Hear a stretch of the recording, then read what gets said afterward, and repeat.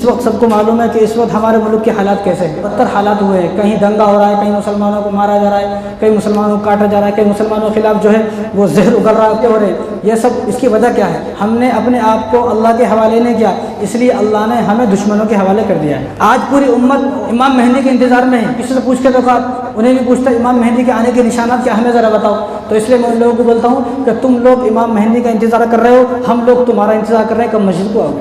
دن میں آ کر نماز جمعہ پڑھ لینا کوئی کمال نہیں ہے، فجر کی نماز میں آؤ تو معلوم ہوگا۔ انہیں مسلمانوں کو دشمن کیوں بن گیا؟ کیونکہ اللہ نے اس کے دل میں ہماری دشمنی ڈال دی ہے۔ کیوں؟ کیونکہ ہم اللہ کے دشمن بنے ہوئے، ہم اللہ کی نافرمانی کر رہے ہیں، اللہ کے احکام کو توڑ رہے ہیں۔ نماز سے ہمیں نفرت ہے، قرآن سے ہمیں نفرت ہے، داڑھی سے ہمیں نفرت ہے، کرتے پجامے سے ہمیں نفرت ہے۔ ہمیں کیا پسند ہے؟ ہمیں وہ پسند ہے یہودی والا لباس، یہودی والا چہرہ، داڑھی ہمیں بالکل پسند نہیں ہے۔ ہماری شادی غیروں کے مطابق ہے، سارے کام ہمارے یہودی عیسائی والے ہیں۔ اس لیے اللہ تبارک و تعالیٰ فرما رہے ہیں ٹھیک ہے، جب تمہیں سارے کام یہودی عیسائی والے پسند ہے، اب میں تمہاری محبت نہیں ڈالوں گا غیر مسلموں کے دل میں، اب تمہاری دشمنی ڈالوں گا۔ اب اس کو روکے گا کون؟ دنیا میں کوئی بھی آدمی ایسا نہیں ہے اس دنگے فساد کو روک سکتا ہے۔ صرف ایک ذات ایسی ہے جو اس کو روک سکتی ہے، وہ اللہ کی ذات ہے۔ سب سے پہلے اللہ کی طرف آنا ہے، اللہ کریں گے جو ہمارے وکیل اللہ ہیں۔ حسبنا اللہ ونعم الوکیل، ہمارے وکیل اللہ ہے، اللہ ہمارے لیے کارساز ہے، میرے لیے اللہ ہی کافی ہے۔ ہمارے وکیل کون ہے؟ جب آدمی وہ اوپر کوئی کیس چل جاتا ہے نا، وکیل کو کر لیتا نہیں کر لیتا، اب انہیں گھر میں آرام سے بیٹھا رہتا ہے، جو کرے گا میرا وکیل کرے گا بھائی، میرا وکیل۔ تو ہمارا وکیل بھی اللہ ہے، تو ہمارا وکیل اللہ جب ہوگا، جب ہم اپنے آپ کو اللہ کے حوالے کریں گے تو سب سے پہلے کیا کرنا ہے؟ مسجدوں کو آباد کرنا ہے۔ خالی باتوں سے کچھ نہیں ہوگا، خالی باتیں کرتے رہو۔ فجر کی نماز میں مسجد کو کوئی بھی نہیں آتے، لیکن جس کو فجر کی نماز پڑھے بھی 1 مہینہ ہو گیا، انہیں بھی بہترین اسٹیٹس لگا کے رکھتا ہے، مسلمانوں نماز پڑھو۔ انہیں یہ ہوتا ہے مسلمانوں بھائی تو کون ہے؟ پھر انسٹاگرام اور واٹس ایپ بھرے ہوئے ہیں دینی چیزوں سے، دینیات کی چیزوں سے، اچھی چیزوں سے بھرے ہوئے ہیں، لیکن بس وہ چیزیں ہمارے دل کے اندر نہیں ہے۔ فرق یہ ہے ہم مسلمان تو ہیں، لیکن ہم فیس بک کے مسلمان ہیں، واٹس ایپ کے مسلمان ہیں، انسٹاگرام کے مسلمان ہیں، بس ہم اپنے دل کے مسلمان نہیں ہیں، خود سے مسلمان ہیں۔ پہلے خود سے اپنے دل کو مسلمان بنائے۔ ہمارا صرف جسم جو ہے نا وہ مسلمانوں کا ہے، دل مسلمانوں کا نہیں ہے۔ کاش کہ ہمارا دل بھی مومن ہوتا، کاش کہ ہمارا دل بھی مسلمانوں کا ہوتا، تو یہ حالات ہمارے اوپر نہ۔ الحمدللہ وکفی وسلام علی عبادہ الذین اصطفی، اما بعد فاعوذ باللہ من الشیطان الرجیم، بسم اللہ الرحمن الرحیم۔ وَلَنُذِيقَنَّهُم مِّنَ الْعَذَابِ الْأَدْنَىٰ دُونَ الْعَذَابِ الْأَكْبَرِ لَعَلَّهُمْ يَرْجِعُونَ وقال تعالى إن بطش ربك لشديد وقال النبي صلى الله عليه وسلم اللهم إني أحبهما فأحبهما وأحب من يحبهما أو كما قال عليه الصلاة والسلام۔ میرے محترم دوستو اور ساتھیوں، اللہ تبارک و تعالیٰ نے اس آیت کے اندر فرمایا ہے ان بطش ربک لشدید، کہ اللہ تبارک و تعالیٰ کی جو پکڑ ہوتی ہے وہ بڑی سخت پکڑ ہوتی ہے۔ جب آدمی ظلم کرتا ہے نا تو وہ سب کچھ بھول جاتا ہے، اسے صرف اپنا آپا یاد رہتا ہے، دوسرا کوئی بھی یاد نہیں رہتا، لیکن وہ بھول جاتا ہے کہ جب میں ظلم کر رہا ہوں تو مجھے کوئی دیکھ رہا ہے۔ لیکن جب آدمی کوئی ظلم کرتا ہے تو اسے کوئی دیکھے یا نہ دیکھے، لیکن اللہ تبارک و تعالیٰ اس کو دیکھ رہے ہیں، اور اللہ تبارک و تعالیٰ بعد میں اس سے بدلہ بھی لینے والے ہیں اور لیتے بھی ہیں بدلہ۔ کہ جن لوگوں نے امام حسین کو شہید کیا، یہ جو مہینہ ہے محرم کا مہینہ ہے، اور آج 16 تاریخ ہے، تو اسی مہینے کی 10 تاریخ کو امام حسین کو شہید کیا، تو جن لوگوں نے امام حسین کو شہید کیا انہوں نے کبھی سوچا بھی نہیں ہوگا کہ ہمارے ساتھ ایسا بھی ہو سکتا ہے، کیونکہ اللہ تبارک و تعالیٰ نے صرف 5 سال کے اندر سب کو ختم کر دیا۔ جو 22,000 کا لشکر تھا، جو امام حسین کہ جن لوگوں نے شہید کیا وہ 22,000 تھے ان کی تعداد، تو 22,000 لوگوں کو اللہ تبارک و تعالیٰ نے صرف 5 سال کے اندر ختم فرما دیا۔ یعنی 5 سال کے بعد جب دیکھا گیا تو ایک بھی آدمی ایسا باقی نہیں بچا کہ جو قاتلین حسن میں شامل تھا، قاتلین حسن میں شامل تھا اور زندہ ہو، سارے کے سارے ختم ہو گئے صرف 5 سال کے اندر۔ اور یزید جو تھا، یزید وہ تو صرف اس واقعے کے بعد 3 سال 8 مہینے زندہ رہا، 3 سال 8 مہینے کے بعد اس واقعے کے بعد مر گیا، ختم ہو گیا۔ تو ان لوگوں نے بھی ظلم کیا۔ جب ان لوگوں نے ظلم کیا تو یہ لوگ بھول گئے تھے کہ ہمیں اللہ تعالیٰ بھی دیکھ رہے ہیں۔ جب ظالم ظلم کرتا ہے تو سوچتا ہے کہ مجھ تک کوئی پہنچ نہیں سکتا، لیکن اس لیے ان لوگوں کو یاد رہنا چاہیے کہ کوئی پہنچے یا نہ پہنچے، لیکن اللہ تبارک و تعالیٰ کی پکڑ اس تک پہنچ جاتی ہے۔ کوئی ان کے پاس پہنچے یا نہ پہنچے، لیکن ملک الموت اسرائیل علیہ السلام ان لوگوں تک پہنچ جاتی ہے۔ تو جن لوگوں نے دنیا حاصل کرنے کے لیے، جن لوگوں نے اپنی میں اور تکبر کے واسطے امام حسین کو شہید کیا اور دنیا کی دولت حاصل کرنے کے لیے شہید کیا امام حسین کو، تو اللہ تبارک و تعالیٰ نے ان کو ایسی ذلت کی موت دی، نہ ان کو کفن نصیب ہوا، نہ ان کو غسل نصیب ہوا، نہ ان کو نماز جنازہ نصیب ہوئی، اور نہ ان کو 2 گز زمین نصیب ہوئی، ان کو کچھ نصیب نہیں ہوا، 2 گز زمین تک بھی ان کو نصیب نہ ہوئی۔ اللہ تبارک و تعالیٰ نے ان کو ایسا ذلیل و خوار کیا۔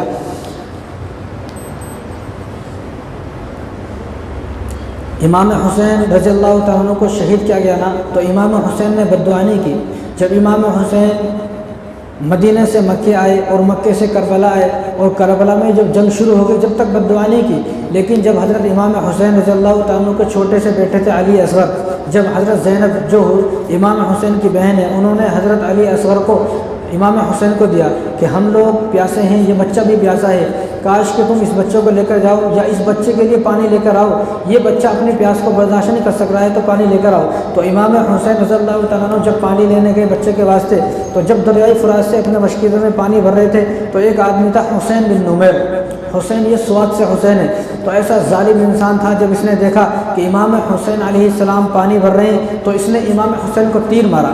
امام حسین کو تیر مارا تو امام حسین کے چہرے پر وہ تیر لگا، اور دوسرا تیر مارا تو مشکیزے میں لگا، مشکیزہ بھی پھٹ گیا اور آپ زخمی ہو گئے، آپ نیچے گر گئے۔ تو اس موقع پر آپ نے بد دعا فرمائی۔ اب تک آپ نے کسی کو بد دعا نہیں کی، لیکن اس موقع پر آپ نے بد دعا فرمائی اور کہا کہ اللہ تو دیکھ رہا ہے کہ آج تیرے نواسے کو پانی پینے سے روکا جا رہا ہے، آج تیرے نواسے پر کتنا ظلم ہو رہا ہے، یا اللہ میری بد دعا ہے کہ جو لوگ آج ہمیں پانی نہیں دے رہے ہیں ان کو تڑپا تڑپا کر مار، ان کو چن چن کر مار، اور ایسا مار کہ ان میں سے کوئی آدمی باقی نہ رہے، یہ میری آپ سے شکایت ہے۔ تو یہاں پر امام حسین نے شکایت کی اور بد دعا کی۔ اور اسی طرح امام زہری رحمۃ اللہ علیہ فرماتے ہیں کہ ان لوگوں میں سے 22,000 کے لشکر میں سے کوئی آدمی ایسا نہیں تھا جو اپنی خود کی موت مرا ہو بستر پر، جس طرح اب لوگ بیمار ہوتے ہیں گھر میں ان کا انتقال ہو جاتا ہے، تو ان 22,000 میں سے کسی کا انتقال ایسا نہیں ہوا۔ ان 22,000 میں سے یا تو کوئی مارا گیا، یا کوئی تڑپ تڑپ کر مرا، یا کوئی جو ہے کسی پر اللہ تبارک و تعالیٰ نے اپنا عذاب ایسا مسلط کیا، یعنی کوئی آدمی ایسا نہیں تھا کہ جو آدمی خود کی موت مرا ہو۔ ہر آدمی جو مرا ہے وہ اللہ تبارک و تعالیٰ کی پکڑ کے ساتھ مرا ہے۔ کیوں؟ کیونکہ امام حسین رضی اللہ تعالیٰ جو تھے نا وہ مظلوم تھے، اور مظلوم کی بد دعا سے بچنا چاہیے۔ رسول اللہ صلی اللہ علیہ وسلم ارشاد فرمایا کہ تم مظلوم کی بد دعا سے بچو، کیونکہ مظلوم کی بد دعا اور اللہ تبارک و تعالیٰ کے درمیان کوئی پردہ واقع نہیں رہتا ہے، کیونکہ مظلوم آدمی جو دعا کرتا ہے اللہ تبارک و تعالیٰ اس کی دعا کو ضرور قبول فرماتے ہیں۔ ابو داؤد شریف کی روایت ہے، رسول اللہ صلی اللہ علیہ وسلم ارشاد فرمایا کہ 3 آدمیوں کی دعائیں اللہ تبارک و تعالیٰ ضرور قبول فرماتے ہیں، ایک مسافر کی دعا، دوسرے والدین کی دعا، اور تیسرے مظلوم کی دعا۔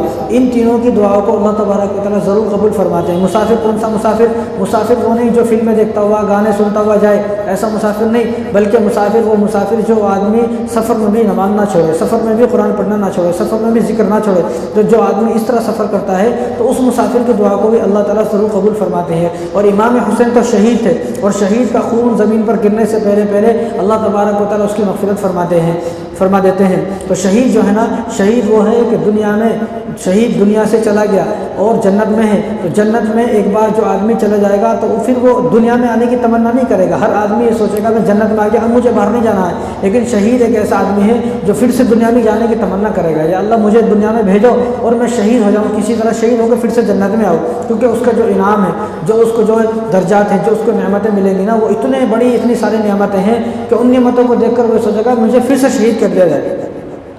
تو مختار ثقفی ایک آدمی تھا، تو مختار ثقفی نے امام حسین کے قاتلین کا بدلہ لیا، اور مختار ثقفی نے اکیلے نے 6,000 کو قتل کیا، اکیلے نے 6,000 کو ختم کیا۔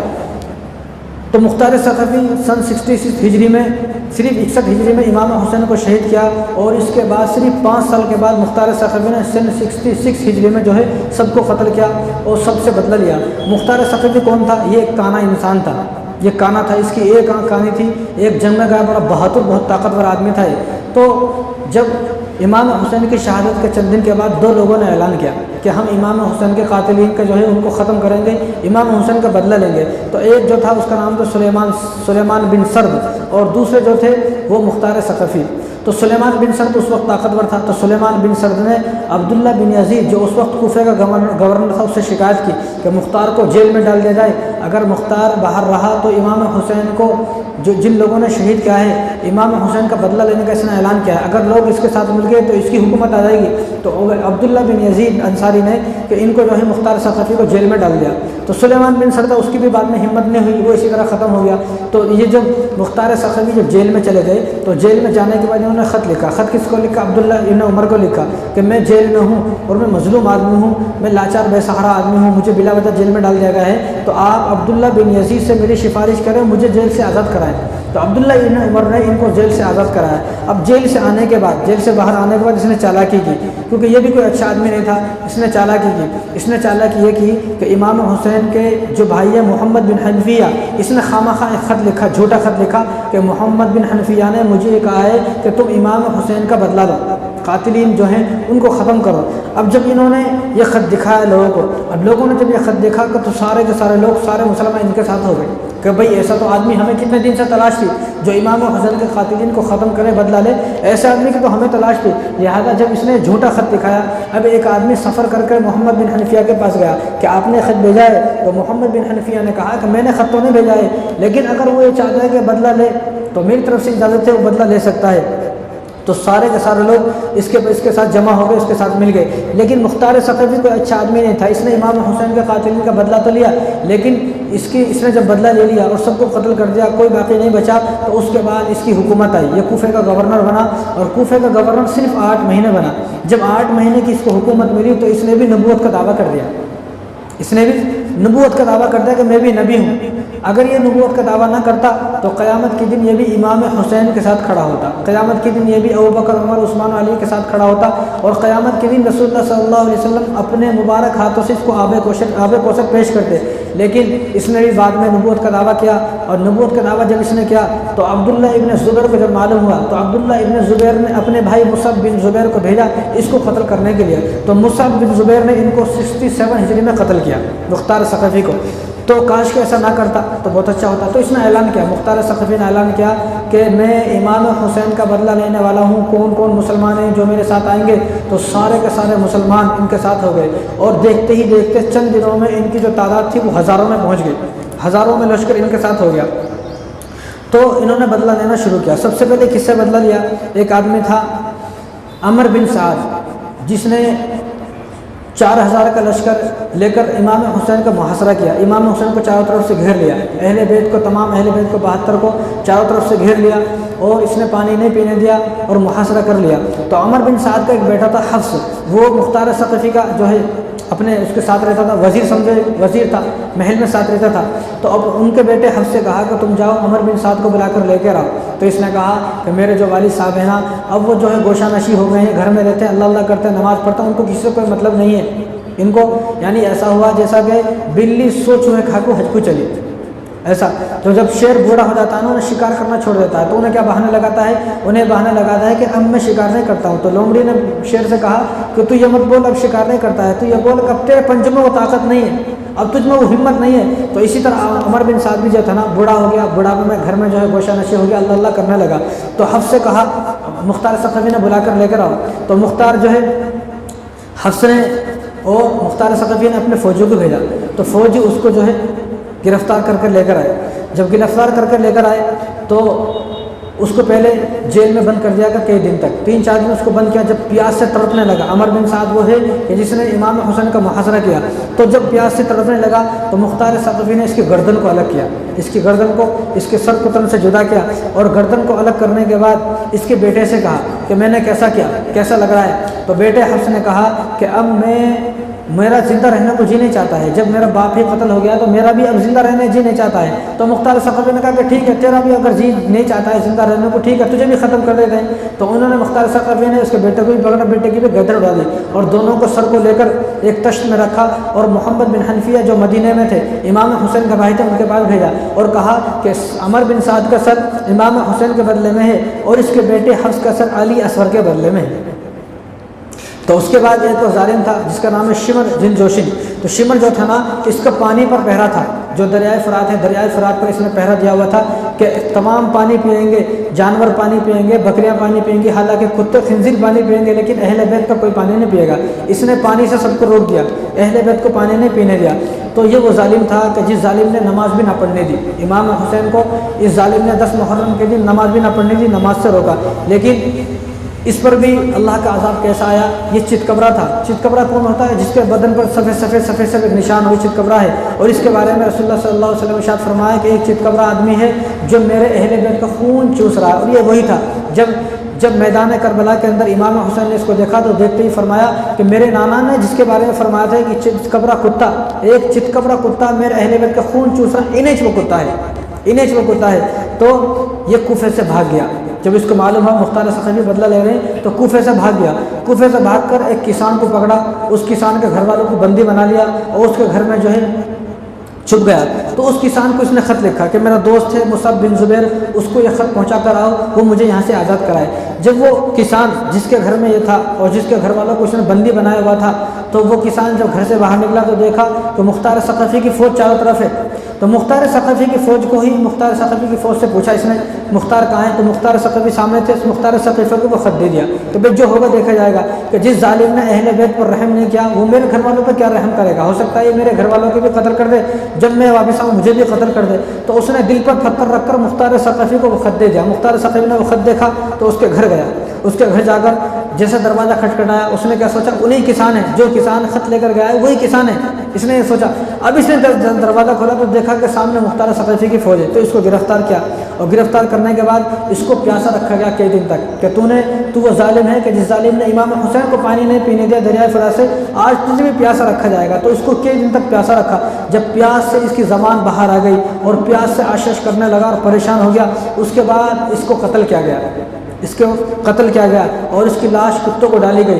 لوگوں نے دیکھا کہ اس کے کتے اس کی لاش کو صرف نوچتے تھے، کھاتے نہیں تھے، یعنی امام حسین کے جو قاتلین تھے ان کے گوشت کو بھی کتوں نے کھایا نہیں۔ یہ اتنے ظالم انسان تھے، صرف کتوں نے نوچا لیکن کتوں نے کھایا نہیں، اور اس کے ہاتھ پیر کاٹ کر اس کو جو ہے اس کے بعد کتوں کو دے دیا۔ اس کے بعد مالک بن نصیر، تو مالک بن نصیر آدمی وہ ہے کہ جس نے امام حسین کی ٹوپی کو تلوار سے اتار کر پھینکا۔ لوہے کی ٹوپی ہوتی تھی، جب جنگ میں جاتے تھے تو امام حسین نے لوہے کی ٹوپی پہنی ہوئی تھی، تو مالک بن نصیر ہوتا ہے اس نے تلوار نکالی اور امام حسین کے سر پر سے تلوار سے ٹوپی کو پھینک دیا۔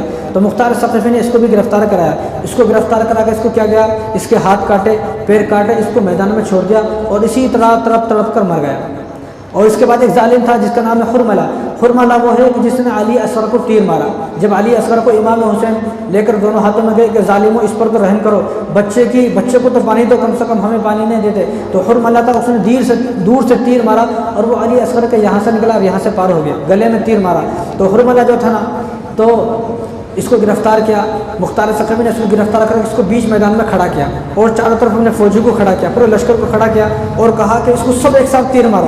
تو سارے فوجوں نے ایک ساتھ اس کو تیر مارا، چاروں طرف سے تیر مرے، تیر لگے تو اسی طرح ہلاک و برباد ہو گیا۔ تو ایک ظالم تھا حکیم بن طفیل، یہ وہ ظالم ہے کہ جس نے عباس علمبردار کے بازو کاٹے۔ حکیم بن طفیل جس نے عباس علمبردار کے بازو کاٹے، تو اس کو بھی گرفتار کیا۔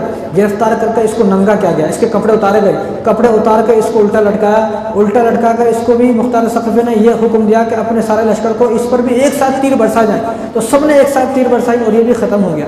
تو حسین بن نمیر یہ وہ ظالم جس ظالم نے دریائے فرات سے آپ کو پانی نہیں پینے دیا، آپ دریائے فرات سے پانی بھر رہے تھے تو آپ کے چہرے پر اس نے تیر مارا، تو اس کو بھی اللہ تبارک و تعالیٰ نے اس کو ایسی سزا دی۔ اس کو کسی نے قتل نہیں کیا، بھئی یہ خود بخود یہ قتل ہوگا۔ کس طرح کہ اس نے امام حسین کو پانی نہیں پینے دیا، امام حسین کو پیاسا رکھا، تو اللہ تبارک و تعالیٰ نے اس پر ایسا عذاب مسلط کیا کہ اس کو ایسی پیاس لگی کہ یہ سارا دن دریائے فرات کے پاس بیٹھا رہتا تھا، دریا کے پاس، اور دریا میں سے پانی پیتا رہتا، پیاس نہیں بجھتی، پھر پیتا، پیاس نہیں بجھتی، پیتا چلتا، اتنا پانی پیا، پانی پیتے پیتے پیٹ ہی پھٹ گیا۔ یعنی یہ اللہ تبارک و تعالیٰ کی اس پر ایسی پکڑ آئی۔ اور زید بن رقات یہ وہ ظالم ہے کہ جس ظالم نے مسلم بن عقیل کے بیٹے عبداللہ، جو مسلم بن عقیل کے بیٹے عبداللہ، ان کو پیٹ میں تیر مارا، پیٹ میں تیر۔ تو اس کو مختار ثقفی نے پکڑا اور اس کے دونوں ہاتھ اس طرح پیشانی پر رکھے، اس طرح پیشانی پر رکھ کر یہاں تیر مارا، دونوں ہاتھ پیشانی سے چپک گئے۔ جب دونوں ہاتھ پیشانی کو چپک گئے تو اس کو زندہ جلا دیا گیا۔ اس کو اسی طرح آگ میں ڈال دیا گیا۔ تو ایک ظالم تھا عثمان بن خالد، جس نے مسلم بن عقیل کو قتل کیا، تو اس کو بھی مختار ثقفی نے قتل کر کے زندہ جلا دیا۔ تو خولی بن یزید جس نے امام حسین کے سینے پر وار کیا، امام حسین کو تلوار سینے پر مارا، تو اس کو یہ جو تھا نا، جب اس کو معلوم ہوا کہ مختار ثقفی اس طرح بدلہ لے رہے، انہیں کوفہ چھوڑ کر بھاگ گیا، کوفہ چھوڑ کر باہر جا کے گھر بنا لیا اور وہاں جا کر رہنے لگا۔ اب لیکن ایک دن مختار ثقفی کا فوجی اس کے بعد پہنچ گئے۔ جب اس کو معلوم ہوا کہ مختار ثقفی کا فوج میرے کو پکڑنے پہنچ گئے ہیں، تو انہیں ٹوکرے کے نیچے چھپ گیا، ٹوکرا سمجھتے نا، تو ٹوکرے کے نیچے چھپ گیا، اور بیوی تھے، بیوی سے کہا کہ بتانا نہیں، ان کے فوجی جو آئے ہیں ان کو بتانا نہیں میں یہاں پر ہوں۔ لیکن جو اس کی بیوی تھی نا، وہ اہل بیت کی عاشق تھی، وہ امام حسین سے محبت کرنے والی تھی، امام حسین کو چاہنے والی تھی۔ تو بیوی کے پاس جب گئے، دروازہ کھولا تو بیوی سامنے، بیوی سے پوچھا بھائی کہاں ہے خولی بن یزید کہاں ہے؟ تو بیوی نے اشارے سے، بیوی نے زبان سے کہا، زبان سے کہوں نا یہاں نہیں ہے، زبان سے کیا کہا یہاں نہیں ہے، لیکن ہاتھ سے بتایا یہاں نہیں ہے، زبان سے بول رہی یہاں نہیں ہے، ہاتھ سے بتا رہی یہیں سے، ہاتھ سے۔ تو وہ ان کے گھر میں آئے فوجی، اس کو پکڑا، گرفتار کیا، اور گرفتار کر کے اس کو کوفے کے بیچ میں لے گئے، کوفے کے میدان میں لے گئے۔ تو وہاں میں کوفے میں لے جا کر تمام لوگوں کو جمع کیا، تمام لوگوں کو بلایا۔ جب تمام لوگوں کو بلا کر جمع کر فرمایا کہ یہ وہی ظالم ہے کہ جس ظالم نے امام حسین کے سینے پر تلوار ماری، آج اس کو کیا کہا جائے گا، آج آگ جلائی جائے گی اور اس کو آج زندہ جلایا جائے گا۔ تو اس کو مختار ثقفی نے زندہ جلا دیا۔ تو ایک ظالم تھا جس کا نام ہے سنان بن انس، یہ وہ ظالم ہے کہ جس ظالم نے امام حسین کی گردن کو الگ کیا، امام حسین کا سر کو الگ کیا، امام حسین کا سر کو کاٹا، تو یہ وہ ظالم ہے۔ تو اس ظالم کو کسی نے شہید نہیں کیا، کسی نے قتل نہیں کیا، اس ظالم کو کسی نے نہیں مارا۔ اس ظالم پر اللہ تبارک و تعالیٰ کی ایسی پکڑ آئی کہ یہ چند دن کے بعد پاگل ہو گیا، اور ایسا پاگل ہوا یہ کہ کپڑے اپنے اتارتا اور بازاروں میں پھرتا رہتا، پاخانہ کرتا، اسی پاخانے کو خود سے کھا جاتا۔ یہ سزا کس کی ہے؟ یہ امام حسین کو قتل کرنے کی سزا ہے، امام حسین کو شہید کرنے کی سزا ہے۔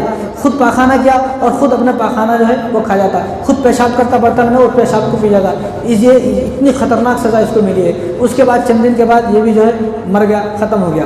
تو اسی طرح امام حسین کے قاتلین کو اکیلے مختار نے 6000 کو قتل کیا ہے 22000 میں سے۔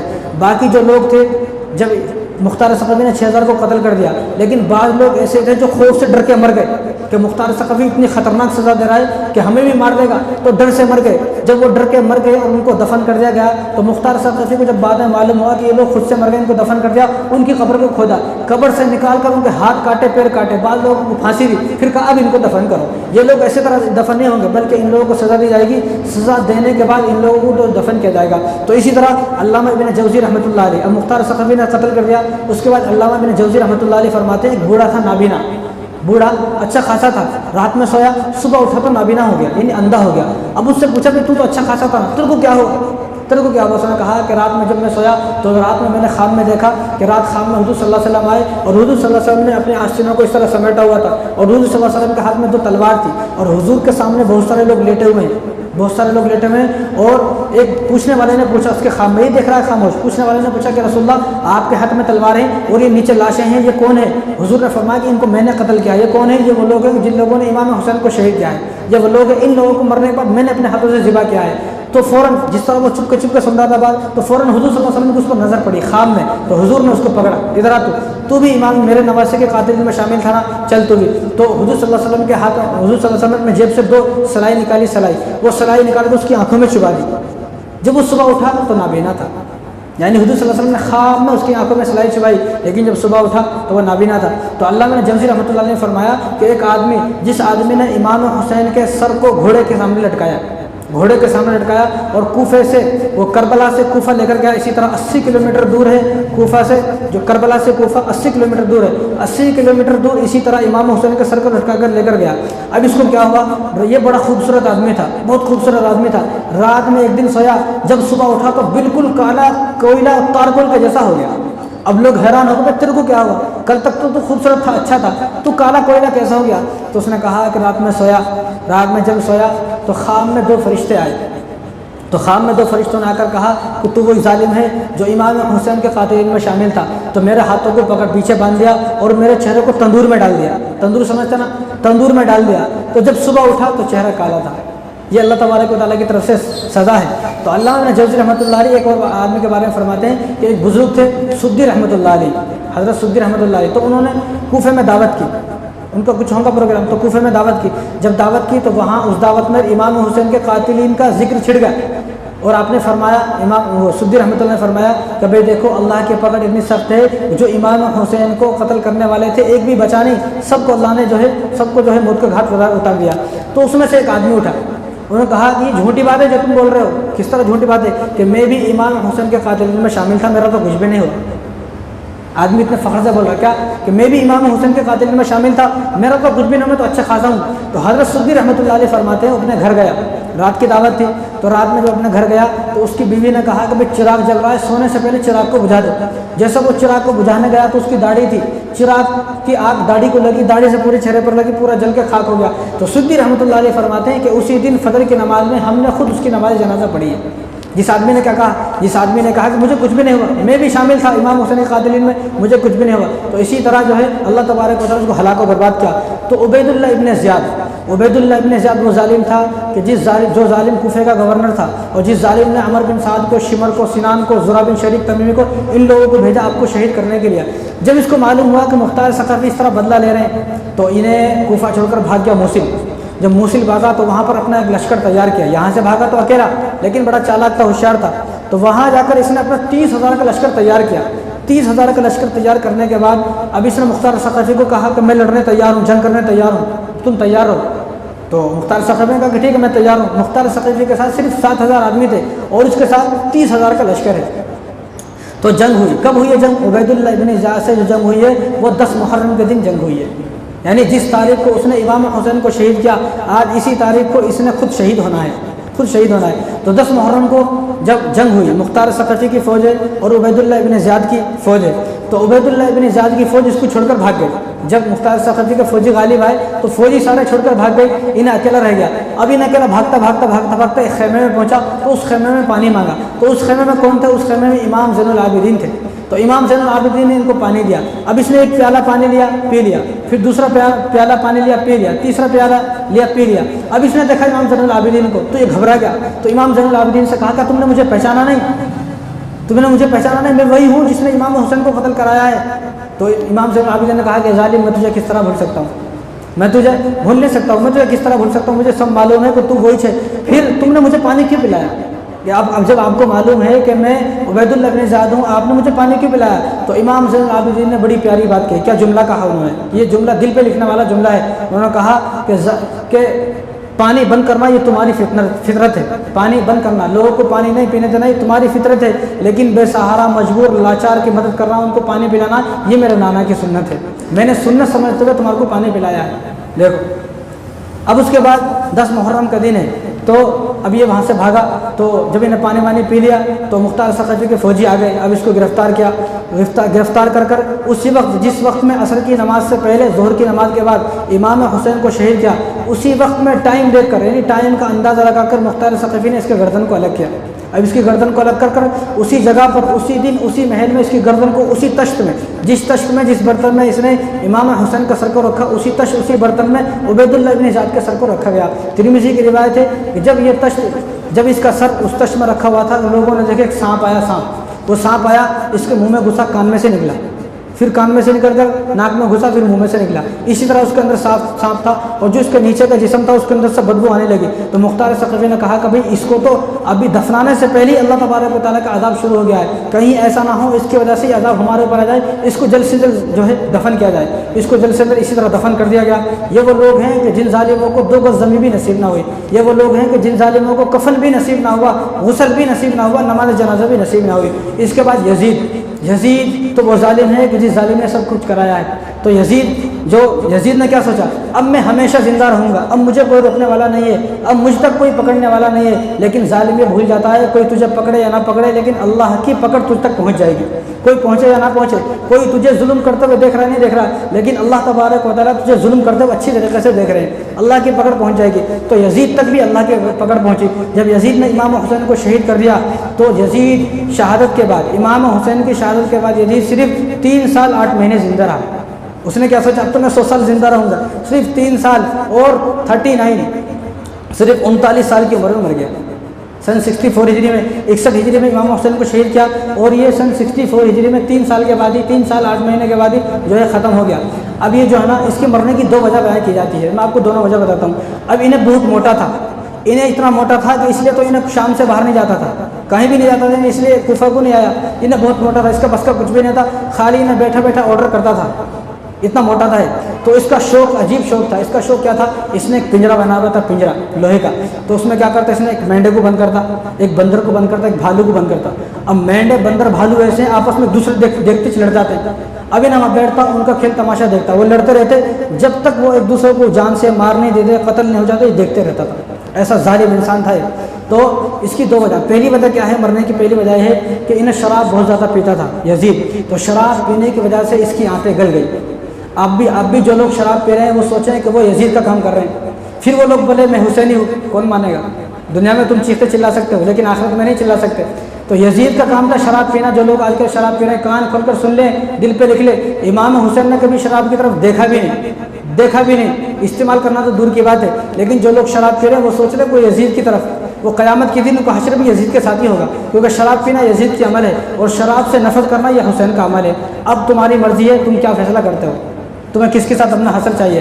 تو اس کی شراب پینے کی وجہ سے اس کی آنتیں گل گئی. اس کی آنتیں اتنی گل گئی, اندر سے پورا ایسا گل گیا کہ جب بھی یہ سانس لیتا سانس کے ساتھ بدبو آتی, اتنی بدبو آتی, پورے محل میں بدبو پھیل جاتی.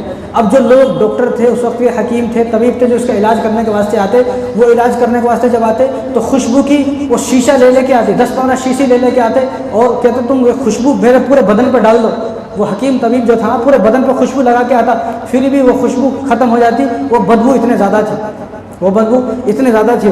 تو اللہ تبارک و تعالیٰ نے اس کو ایک اور سزا دی. کیا کہ اس کے گلے میں عجیب سے اللہ تبارک و تعالیٰ بیماری پیدا کی. اس کو بھوک لگتی, کھانا کھاتا لیکن کھانا نیچے نہیں اترتا ہے, پانی پیتا ہے لیکن پانی نیچے نہیں اترتا, واپس آ جاتا ہے. گلے میں اتنی جلن ہوتی, کچھ کھائے تو مصیبت, نہ کھائے تو بھی مصیبت. اسی طرح سڑ کر مر گیا. اور جب مر گیا تو لاش سے ایسی بدبو آئی کہ جلد سے جلد جو ہے اس محل سے اس کو دور کیا گیا. یہ پہلی وجہ ہے. دوسری وجہ کیا ہے کہ ایک دن یہ شکار کے لیے گیا. تاریخ کے اندر اس کی 2 وجہ لکھی ہے موت کی. تو پہلی وجہ ہے. دوسری وجہ ہے کہ ایک دن انہیں شکار کے لیے گیا. جب شکار کے لیے گیا تو انہیں اس کو عیسائی لڑکی ایک نظر آئی, ایک عیسائی لڑکی اس کو نظر آئی. جیسے اس نے عیسائی لڑکی کو دیکھا اس سے عشق ہو گیا. اب اس کا ایک دوست تھا سرجون. جب اس نے اپنے دوست کو بتایا یزید نے کہ میری فلاں لڑکی کو میرے کو پسند آ گئی ہے, میں اس لڑکی سے عشق کرتا ہوں, تو سرجون جو دوست تھا اس نے کہا یہ تو میری ہے. اب اس لڑکی کو بلا کر کہا کہ بھائی, وہ کہتا ہے میری ہے. اب یزید کہتا تو میری ہو جائے. تو لڑکی نے کہا کہ بھائی ایک دن میں تیری. کیا کہا؟ اب اتنا ظالم انسان تھا, ایسا بدکار تھا, اس نے کہا کہ ٹھیک ہے ایک دن تو اس کی, ایک دن میری. اب اس لڑکی کو معلوم تھا کہ جو آدمی اہل بیت کا نہیں ہوگا, انہیں بھی مسلمان ہے, جب مسلمان کا نہیں ہوا تو انہیں میرا کیا ہوگا. تو اس لڑکی نے چالاکی سے اس کو ایک دن اپنے محل پر بلایا. تو میرے محل میں آ جا, کل بھی میں تیری تھی اور آج بھی میں تیری ہوں. اس کے نہیں سرجون ویسے ہی ہے. تو اس ابھی نے خوش ہو گیا, اچھا ہی ہوا کہ میرے دوست سے غداری کر دی. یہاں غدار کو لوگ زیادہ پسند کرتے ہیں, سچے آدمی کو یہاں کوئی پسند نہیں کرتا. غدار آدمی کو آپ کسی کی برائی دوسرے کے سامنے کرو, اس سے دوستی کر لے گا. کسی کی تعریف کرو تو لوگ بولیں گے تو اس کا چمچا ہے. حالانکہ چمچا گیری کی بات نہیں, یہ تعریف کی بات ہے. ہمیں چاہیے کہ ایک مسلمان کی دوسرے مسلمان کے سامنے تعریف کرے. تو اب اس لڑکی نے اس کو بلایا کہ میرے محل میں آ جا فلاں دن. ابھی نے چلا گیا وہاں پر. اب اس نے کہا ہوا تھا یزید نے, میں جہاں بھی جاؤں اپنے فوجیوں سے کہا ہوا تھا کہ 3 دن تک مجھے تلاش نہ کرنا. کیونکہ عیاش تھا, لڑکیوں کے ساتھ جاتا تھا, عیاشی کرتا تھا, شراب پیتا تھا, ادھر ادھر پڑا رہتا تھا.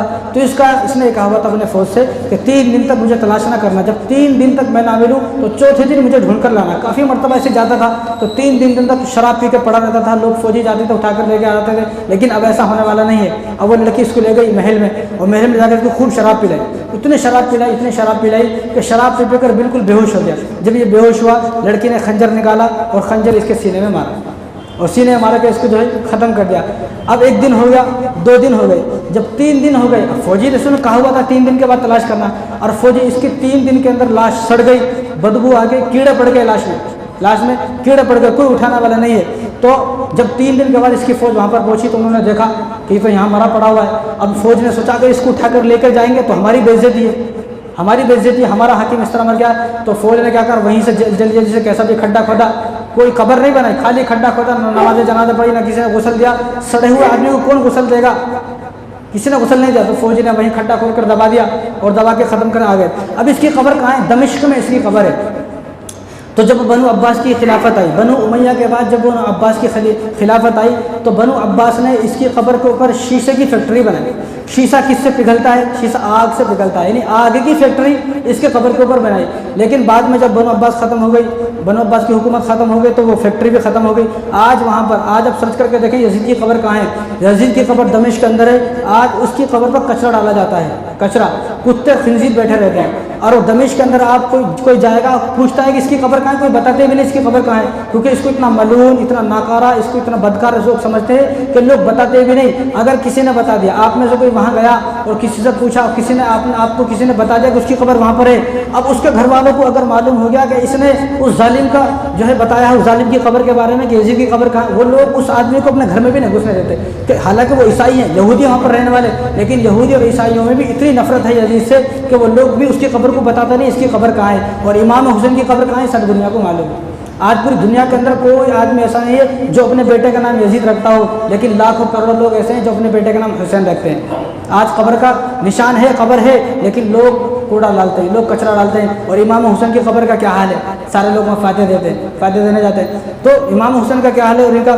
تو یہ وہ لوگ ہیں کہ جن لوگوں نے امام حسین کو شہید کیا۔ اب ان کے ساتھ کیسا ظلم ہوا آپ نے سنا، تو ظلم کرنے سے ہر آدمی بچے۔ جو آدمی ظلم کرتا ہے تو اللہ تبارک و تعالیٰ اس کو جو ہے چھوڑتے نہیں ہے، اس کو اسی طرح۔ اب جو اللہ تبارک و تعالیٰ کی قدرت دیکھے، 10 محرم کے دن امام حسین کا سر عبید اللہ ابن زیاد کے سامنے ہے، اور عبید اللہ ابن زیاد کا سر 10 محرم کے دن مصعب مختار کے سامنے ہے۔ پھر ایک وقت ایسا آیا کہ مختار کا سر مصعب بن زبیر کے سامنے ہے۔ پھر ایک وقت ایسا آیا کہ مصعب کا سر عبد الملک کے سامنے ہے۔ تو لوگوں نے، عبد الملک بڑا ہوشیار آدمی تھا، اس نے کہا کہ یہ کیسا محل ہے، ایسا منحوس محل ہے کہ اسی محل میں امام حسین کا سر بھی آیا، مختار کا سر بھی آیا، مصعب کا سر بھی آیا، اور اتنے لوگوں کا سر آیا، تو یہ محل منحوس ہے۔ اس نے کوفے کے محل کو گرا دیا، ختم کر دیا، نحوست سمجھ کر وہاں سے دوسری جگہ جو ہے وہ خلافت کو لے کر چلا گیا۔ تو یہ ظلم آدمی ظلم نہ کرے۔ ظالم آدمی سوچتا ہے کہ مجھے کوئی نہیں دیکھ رہا ہے، لیکن اللہ سب کچھ دیکھ رہے ہیں۔ تو کوئی آدمی کسی پر ظلم نہ کرے، بچوں پر ظلم، بیوی پر ظلم، پڑوسی پر ظلم، کسی مسلمان پر ظلم، ایک دوسرے پر ظلم نہ کرے۔ ظلم کا اینڈ جو آدمی ظلم کرتا ہے تو اللہ تبارک و تعالیٰ اس کو اس طرح برباد کرتے ہیں۔ تو یہ امام حسین کی شہادت کے تعلق سے باتیں ہیں۔ اس وقت سب کو معلوم ہے کہ اس وقت ہمارے ملک کے حالات کیسے ہیں، سب کو معلوم ہے۔ سب نیوز دیکھ رہے ہیں، نہیں نیوز دیکھ رہے ہیں، نہیں دیکھ رہے؟ فلمیں دیکھنے سے فرصت ملے گی تو نیوز دیکھیں گے، گانے سننے سے فرصت ملے گی تو نیوز دیکھیں گے۔ جب فلمیں اور گانے اتنے سارے دیکھ رہے ہیں اور اتنے شوق سے دیکھ رہے ہیں تو ایسا آدمی نیوز نہیں دیکھتا ہے۔ تو نیوز دیکھتے رہیں کہ ملک کا حالات اس وقت کس طرح بدتر حالات ہوئے ہیں، کہیں دنگا ہو رہا ہے، کہیں مسلمانوں کو مارا جا رہا ہے، کہیں مسلمانوں کو کاٹا جا رہا ہے، کہیں مسلمانوں کے خلاف جو ہے وہ زہر اگل رہا ہے، کوئی آدمی زہر اگل۔ تو یہ سب کس لیے ہو رہے ہیں؟ یہ سب اس کی وجہ کیا ہے؟ اب اس کو روکا، اس کی وجہ تو اس لیے ہے کہ ہم نے اللہ کو بھلا دیا، ہم نے اپنے آپ کو اللہ کے حوالے نہیں کیا، اس لیے اللہ نے ہمیں دشمنوں کے حوالے کر دیا ہے۔ آج پوری امت امام مہدی کے انتظار میں ہے، امام مہدی کے جائیں گے۔ اب کسی سے پوچھ کے دیکھو، انہیں بھی پوچھتا ہے امام مہدی کے آنے کے نشانات کیا، ہمیں ذرا بتاؤ۔ تو اس لیے میں ان لوگوں کو بولتا ہوں کہ تم لوگ امام مہدی کا انتظار کر رہے ہو، ہم لوگ تمہارا انتظار کر رہے ہیں کب مسجد کو آؤ۔ ہم لوگ تو تمہارا انتظار کر رہے ہیں۔ بھائی دن میں آ کر نماز جمعہ پڑھ لینا کوئی کمال نہیں ہے، فجر کی نماز میں آؤ تو معلوم ہوگا۔ فجر کی نماز میں کہاں ہیں لوگ؟ آج دشمنوں کی دل میں ہماری اتنی نفرت کیوں پیدا ہو گئی؟ یا اس کی زمینوں پر قبضہ کر لیے، یا اس کے بینک اکاؤنٹ کے سارے پیسے اپنے نام کرا لیے، کچھ کرے؟ کچھ بھی نہیں کرے، نہ ہمیں جانتا ہے، نہ پہچانتا ہے، نہ کوئی معلوم ہے تو کچھ، پھر بھی انہیں مسلمانوں کا دشمن کیوں بن گیا؟ کیونکہ اللہ نے اس کے دل میں ہماری دشمنی ڈال دی۔ کیوں؟ کیونکہ ہم اللہ کے دشمن بنے ہوئے، ہم اللہ کی نافرمانی کر رہے ہیں، اللہ کے احکام کو توڑ رہے ہیں۔ نماز سے ہمیں نفرت ہے، قرآن سے ہمیں نفرت ہے، داڑھی سے ہمیں نفرت ہے، کرتے پاجامے سے ہمیں نفرت ہے۔ ہمیں کیا پسند ہے؟ ہمیں وہ پسند ہے یہودی والا لباس، یہودی والا چہرہ، داڑھی ہمیں بالکل پسند نہیں ہے، ہماری شادی غیروں کے مطابق ہے، سارے کام ہمارے یہودی عیسائی والے ہیں۔ اس لیے اللہ تبارک و تعالیٰ فرما رہے ہیں ٹھیک ہے، جب تمہیں سارے کام یہودی عیسائی والے پسند ہے، اب میں تمہاری محبت نہیں ڈالوں گا غیر مسلموں کے دل میں، اب تمہاری دشمنی ڈالوں گا۔ اب اس کو روکے گا کون؟ دنیا میں کوئی بھی آدمی ایسا نہیں ہے اس دنگے فساد کو روک سکتا ہے، صرف ایک ذات ایسی ہے جو اس کو روک سکتی ہے، وہ اللہ کی ذات ہے۔ بس اللہ کی ذات کے علاوہ کوئی ایسا نہیں ہے جو روک سکتا ہو۔ تو کیا کرنا ہے؟ سب سے پہلے اللہ کی طرف آنا ہے، سب سے پہلے مسلمانوں کو اللہ کی طرف آنا ہے، بس وہ کچھ نہیں کرنا ہے، اللہ کریں گے جو ہمارے وکیل اللہ ہیں، حسبنا اللہ و نعم الوکیل، ہمارے وکیل اللہ ہے، اللہ ہمارے لیے کارساز ہے، میرے لیے اللہ ہی کافی ہے۔ ہمارے وکیل کون ہے؟ جب آدمی کے اوپر کوئی کیس چل جاتا ہے نا، وکیل کو کر لیتا نہیں کر لیتا، اب انہیں گھر میں آرام سے بیٹھا رہتا ہے، جو کرے گا میرا وکیل کرے گا بھائی، میرا وکیل تو ہمارا وکیل بھی اللہ ہے. تو ہمارا وکیل اللہ جب ہوگا جب ہم اپنے آپ کو اللہ کے حوالے کریں گے تو سب سے پہلے کیا کرنا ہے, مسجدوں کو آباد کرنا ہے. خالی باتوں سے کچھ نہیں ہوگا, خالی باتیں کرتے رہو. فجر کی نماز میں مسجد کو کوئی بھی نہیں آتے, لیکن جس کو فجر کی نماز پڑھے بھی 1 مہینہ ہو گیا انہیں بھی بہترین اسٹیٹس لگا کے رکھتا ہے, مسلمانوں نماز پڑھو. انہیں یہ ہوتا ہے مسلمانوں بھائی تو کون ہے, پھر تو اپنے بارے میں بتا پہلے تو کون ہے. فیس بک, انسٹاگرام اور واٹس ایپ بھرے ہوئے ہیں دینی چیزوں سے, دینیات کی چیزوں سے, اچھی چیزوں سے بھرے ہوئے ہیں, لیکن بس وہ چیزیں ہمارے دل کے اندر نہیں ہے. فرق یہ ہے ہم مسلمان تو ہیں لیکن ہم فیس بک کے مسلمان ہیں, واٹس ایپ کے مسلمان ہیں, انسٹاگرام کے مسلمان ہیں, بس ہم اپنے دل کے مسلمان نہیں ہیں. خود سے مسلمان نہیں, پہلے خود سے اپنے دل کو مسلمان بنائے. ہمارا صرف جسم جو ہے نا وہ مسلمانوں کا ہے, دل مسلمانوں کا نہیں ہے. کاش کہ ہمارا دل بھی مومن ہوتا, کاش کہ ہمارا دل بھی مسلمانوں کا ہوتا تو یہ حالات ہمارے اوپر نہ آتے. تو سب سے پہلے کیا کرنا ہے, اللہ کی طرف آنا ہے اور مسجدوں کو آباد کرنا ہے. مسجدیں خالی رہیں گی تو بھائی یہ حالاتوں کو کوئی بدلنے والا نہیں ہے, ان حالاتوں کو صرف اللہ ہی بدلنے والے ہیں. اللہ جب بدلیں گے, جب ہم اللہ کے گھر کو آباد کریں گے, اللہ کے گھر کو جب ہم آباد کریں گے, اللہ ہمارے ملک کو آباد کریں گے, اللہ ہمارے گھر کو آباد کریں گے, ہماری بستی کو آباد کریں گے, ہمارے شہر کو آباد کریں گے اللہ. تو سب سے پہلے اللہ کی طرف آئیں, مسجدوں کو آباد کریں. اور دوسرا کام کیا کرنا ہے پورے ہندوستان کے اندر, دوسرا کام یہ کرنا ہے. اب یہ کام کوئی بتاتے ہیں تو لوگ نماز پڑھنے سے نہیں آتے. دوسرا کام کیا ہے, قنوت نازلہ شروع کرنا ہے. فجر کی نماز میں قنوت نازلہ پڑھی جاتی ہے, اور جہاں جہاں پر ہریانہ کے اندر یہ حادثے ہوئے ہیں ان لوگوں سے خاص طور سے درخواست ہے کہ وہ اپنی ہر مسجد میں ہر روزانہ فجر کی نماز میں قنوت نازلہ شروع کر دیں. قنوت نازلہ شروع کریں گے تو اللہ تبارک و تعالیٰ آٹومیٹکلی حالات کو بدل دیں گے. 70 صحابہ کو رسول اللہ صلی اللہ علیہ وسلم کے پاس سے یہودی مانگ کر لے گئے, 70 صحابہ. تو بیر معونہ ایک جگہ ہے, تو وہاں جہاں کر جھوٹ بول کر لے گئے کہ ہماری بستی کو آپ صحابہ بھی جائیں, ایسے صحابہ جو حافظ قرآن ہو وہ ہماری بستی میں دین کا کام کریں گے. یہاں سے جھوٹ بول کر لے گئے اور بیر معونہ ایک مقام ہے, وہاں جا کر 70 صحابہ کو شہید کر دیے.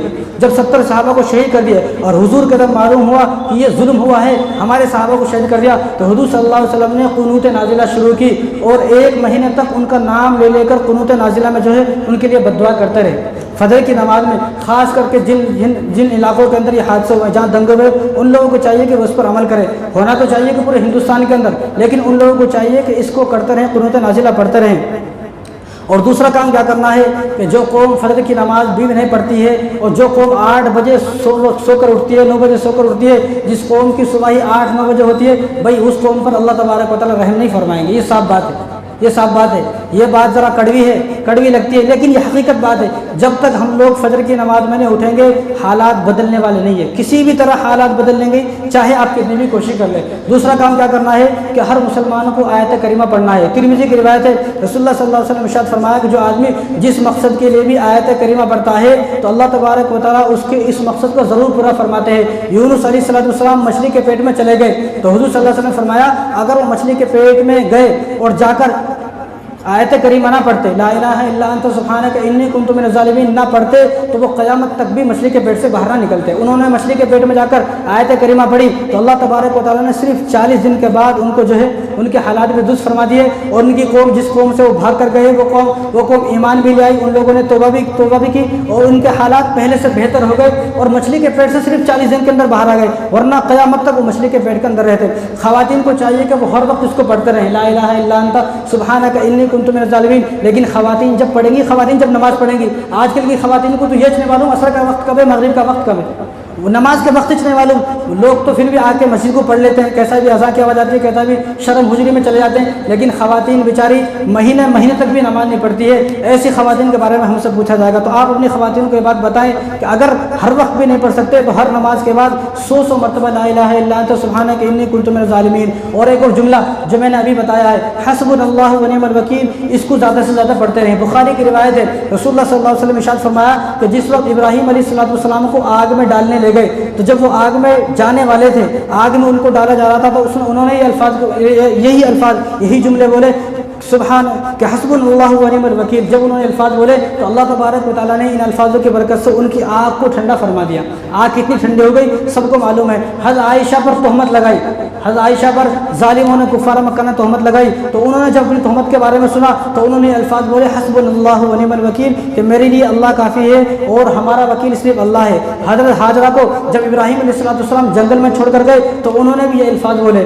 جنگ احد میں جب 70 صحابہ شہید ہو گئے تو صحابہ نے بھی اور حضور صلی اللہ علیہ وسلم نے بھی یہی الفاظ بولے حسبنا اللہ و نعم الوکیل. اس میں صرف 4 الفاظ ہیں جو کوئی ایسا موٹا تگڑا الفاظ نہیں ہے جس کو یاد کرنے پڑیں گے. یاد کرنے کے لیے جس کو جو ہے وقت لگایا جائے گا اور یاد کیا جائے گا 2-4 دن تک. حسبنا اللہ و نعم الوکیل سب کو یاد ہوتا ہے. اور رسول اللہ صلی اللہ علیہ وسلم ارشاد فرمایا کسی کو رنج ہو، غم ہو، تکلیف ہو، مصیبت ہو، پریشانی ہو، خطرہ ہو، دشمنوں کا خطرہ ہو، کوئی آزمائش میں پھنس گیا ہو، اور حتیٰ کہ یہاں تک فرمایا گیا علماء نے کوئی آدمی سفر کر رہا ہے، سفر میں اس کے پاس پیسے ختم ہو گئے یا اس کو گاڑی نہیں مل رہی، اس کی ٹرین نکل گئی یا ایروپلین نکل گئی یا اس کی بس نکل گئی، اس کی جیب میں پیسے نہیں ہے، جیب کٹ گئی، موبائل چور گیا، اب اس کے پاس ایک چونی بھی نہیں ہے، تو فوراً حسبنا اللہ و نعم الوکیل پڑھنا شروع کر دے. چند مرتبہ وہ پڑھے گا تو اللہ تبارک و تعالیٰ اس کے لیے کوئی نہ کوئی راستہ آسان فرما دیں گے. یعنی اس کا مطلب کیا ہے؟ یعنی ہم کو اللہ پر بھروسہ ہے، اللہ ہمارا وکیل ہے.